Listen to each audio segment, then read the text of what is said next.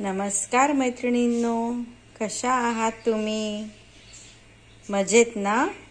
मी पण मस्त. हे साहित्य बघा. बारीक चिरलेली मेथी, बेसन, टोमॅटो, अद्रक, लसूण, कांदा, मिरची. हे साहित्य पाहून काय वाटत असेल की काय बनवणार आहे आज? ओळखलं ना? येस, मी बनवणार आहे मेथीचं आळण किंवा मेथीचं बेसन म्हणूया. आमच्या नागपूरकडे याला मेथीचे आळण म्हणतात.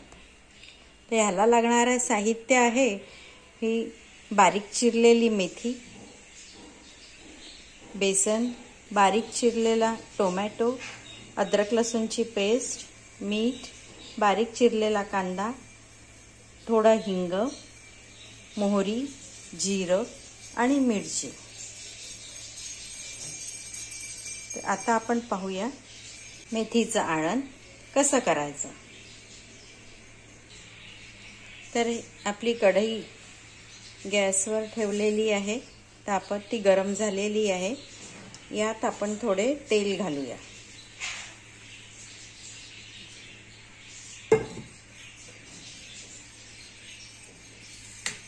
कढई गरमच आहे.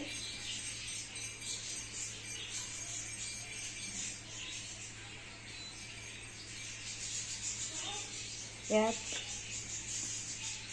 थोडंसं हिंग घालूया.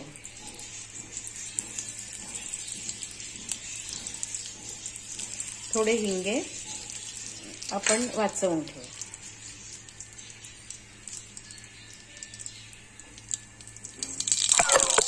मोहरी, थोडी मोहरी आपण यात वाचवून ठेवूया.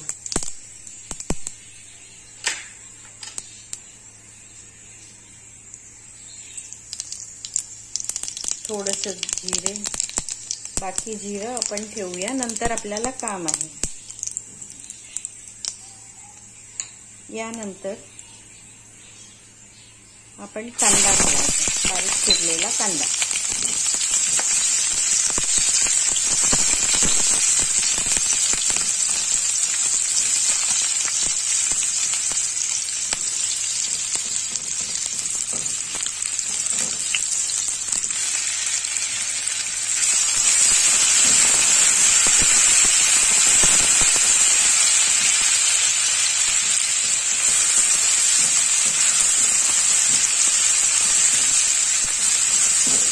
पेस्ट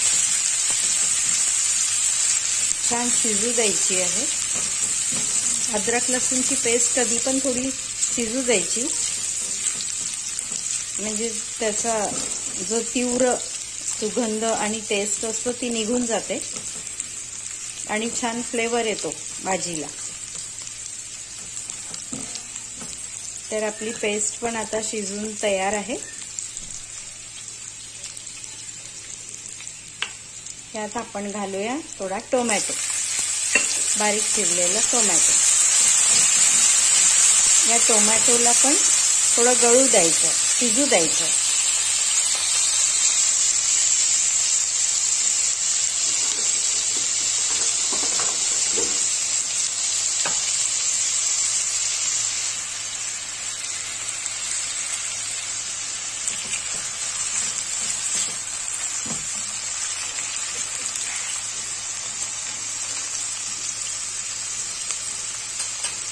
आणि यात घालूया थोडी हळद.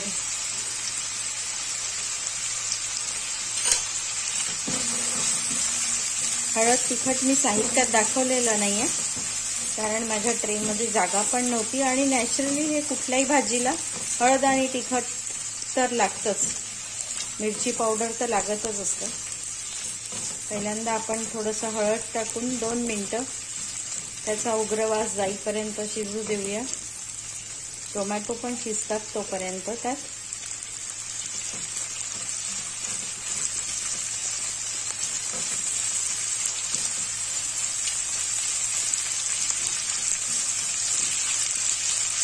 कारण लगेच जर मिरची पावडर घातली की ती जळण्याची शक्यता असते. आपले टोमॅटो अजून थोडे शिजायचे बाकी आहेत. याला छान शिजू द्यायचं टोमॅटोला, म्हणजे त्याची थोडी आंबटसर टेस्ट भाजीमध्ये उतरते. तर आपले टोमॅटो आता पूर्णपणे शिजलेले आहेत. यात आता आपण मिरची पावडर घालूया. मी साधारणतः आपल्याला मागवून परत मिरची लागणारच आहे आणि अद्रक लसूणमध्ये मी नेहमी थोडी मिरची घालत असते, त्याच्यामुळे तिखट टाकताना थोडासा विचार करून टाकायचा. फक्त एक छोटा चमचा, टीस्पूनपेक्षा जो छोटा चमचा असतो आपल्या तिखट मिठाच्या भांड्यामध्ये, तेवढा 1.5 चमच्यानी मी तिखट घातलेली आहे. या तिखटला थोडं शिजू द्यायचं आहे,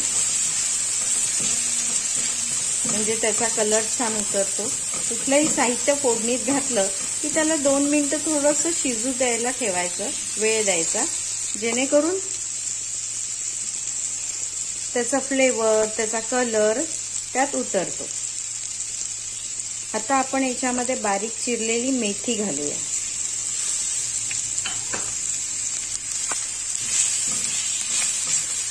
जर खूपच कोरडं वाटत असेल थोडंसं, तर थोडंसं पाणी घालायचं त्यात आणि शिजू द्यायचं.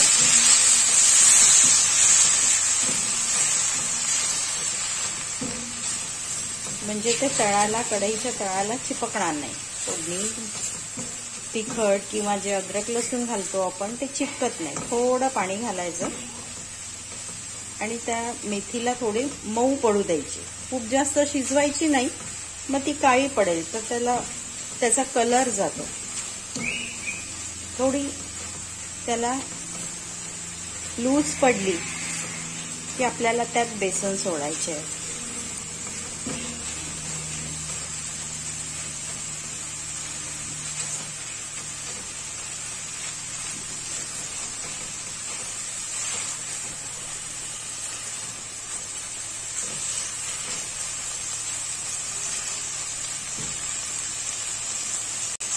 आपली मेथी थोडी अर्धवट शिजलेली आहे, अर्धी शिजून तयार आहे, उरलेली ती शिजणार आहे परत.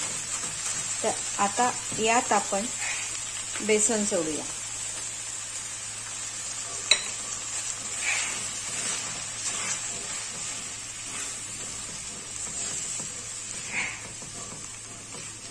हे बेसन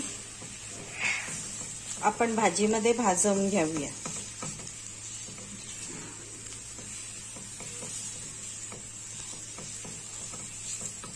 म्हणजे थोडं असं कच्चं वाटत नाही, थोडंसं याला भाजून घेऊया फोडणीमध्ये. गॅस स्लोवरच ठेवायचा बेसन भाजी स्टोवर, नाही तर खाली लागतं. ते खाली लागायला आलं की पाणी सोडून द्यायचं. असं जर वाटतंय की आता बेसन चिपकत आहे तळाला, तर थोडं पाणी सोडून द्यायचं.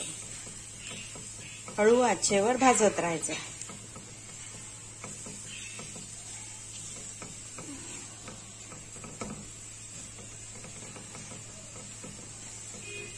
छान दिसतंय ना हिरवं पिवळं.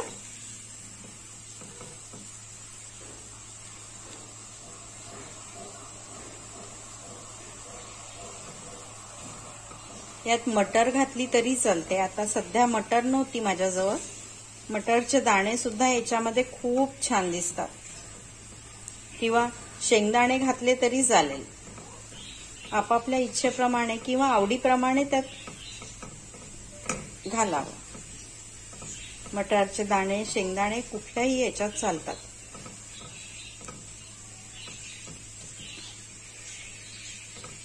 आता हे कोरडं पडलेलं आहे आणि थोडं भाजल्या पण गेलेलं आहे. छान सुगंध सुटलेला आहे. यात आपण थोडे थोडे पाणी घालूया, कारण त्या बेसनाचे लम्स होणार नाही. थोडं थोडं पाणी घालून आपण त्याला एकजीव केलं तर. थोडं पाणी घालून आधी त्याला एकसारखं करून घेऊया, जेणेकरून त्याचे लम्स बनणार नाही.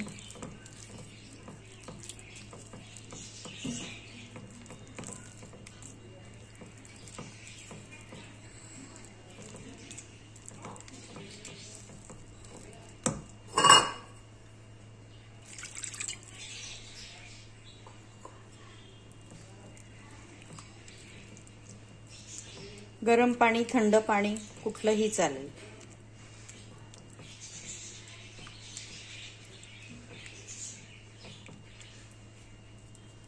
फक्त त्याच्या गुठळ्या बनणार नाहीत आणि ते एकसारखं मिक्स होईल एवढी काळजी घ्यायची.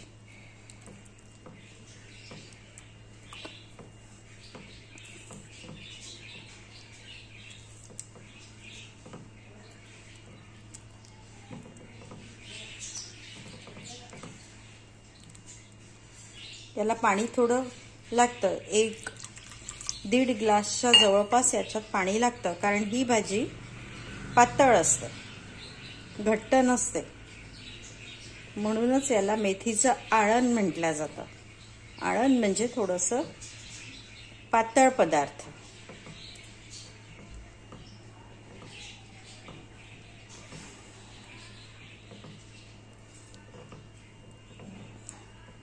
आता हे बेसन सगळं एकसारखं मिक्स झालेलं आहे.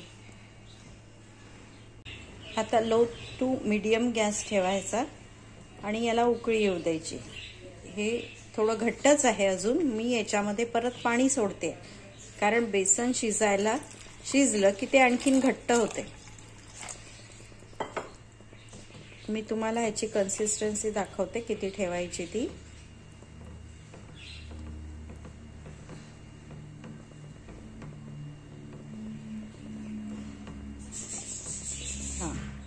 असं इतकं पातळ याला ठेवायचं आहे, म्हणजे ते शिजून थोडं घट्ट येईल. बेसन शिजलं की ते घट्ट येतं, पण आपल्याला हा पदार्थ थोडा पातळ ठेवायचा आहे, म्हणून याला असा पातळ करावा. ते शिजून आपोआप आपल्याला पाहिजे तसं घट्ट येईलच आहे. आता हे किती प्रमाण झालं त्या प्रमाण पाहून आता आपल्याला मीठ घालायचं आहे. यात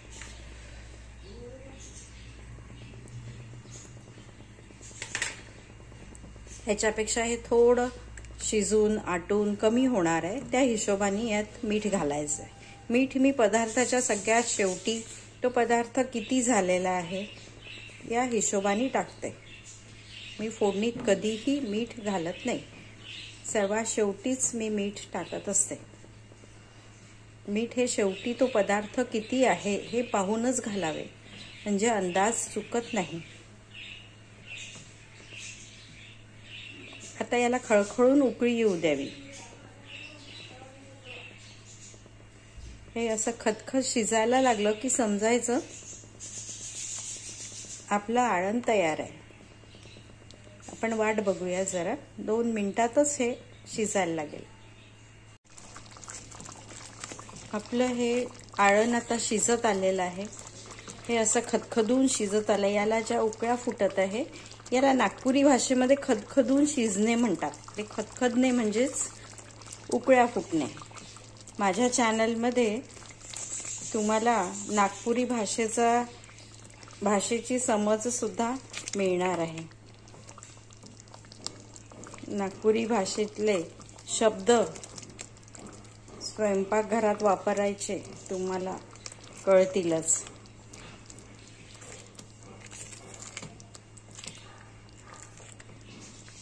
मी आता गॅस लो केलेला आहे. यात आपल्याला तडका द्यायचा आहे. तडका देण्यासाठी आपण हे साहित्य काही राखून ठेवलेले होते. थोडा हिंग, मोहरी, जिरं आणि हिरवी कापलेली मिरची 2 आणि कढीपत्त्याची पाने हे आपल्याला तडक्यामध्ये टाकायचे आहेत. 4 टीस्पून तेल टाकलेलं आहे, गरम झालेलं आहे. त्यात आपल्याला हिंग, मोहरी घालायची.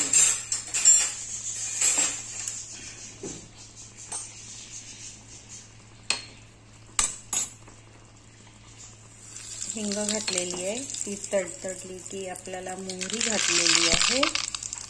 त्यात जिरे घातलेले आहे, हिरवी मिरची घातली आहे, थोडे शेंगदाणे घातलेले आहे,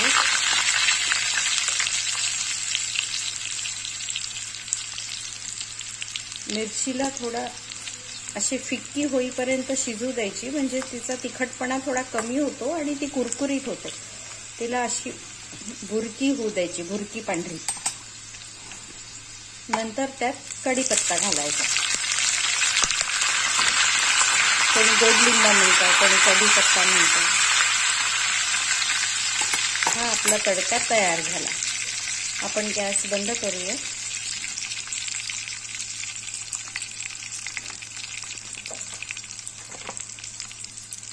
हा तडका आपल्याला या आळणमध्ये घालायचा आहे.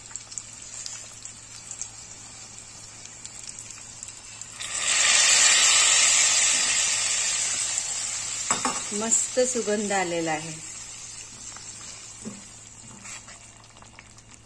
बघा आपलं आळण किती सुंदर छान दिसतंय.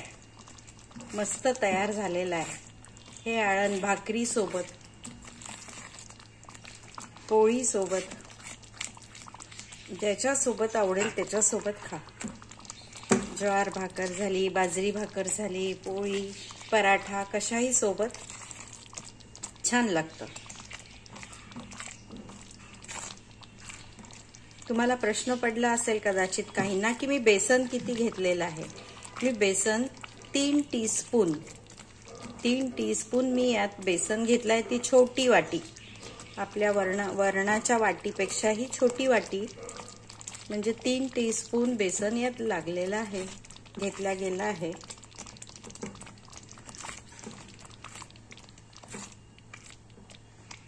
एक मोठी वाटी बारीक चिरलेलं मेथी होती, त्याला 3 टीस्पून बेसन घेतलेलं आहे. छान झाला ना पदार्थ? तर बनवा झटपट. आवडला असल्यास लाईक करा आणि सबस्क्राईब करा. धन्यवाद.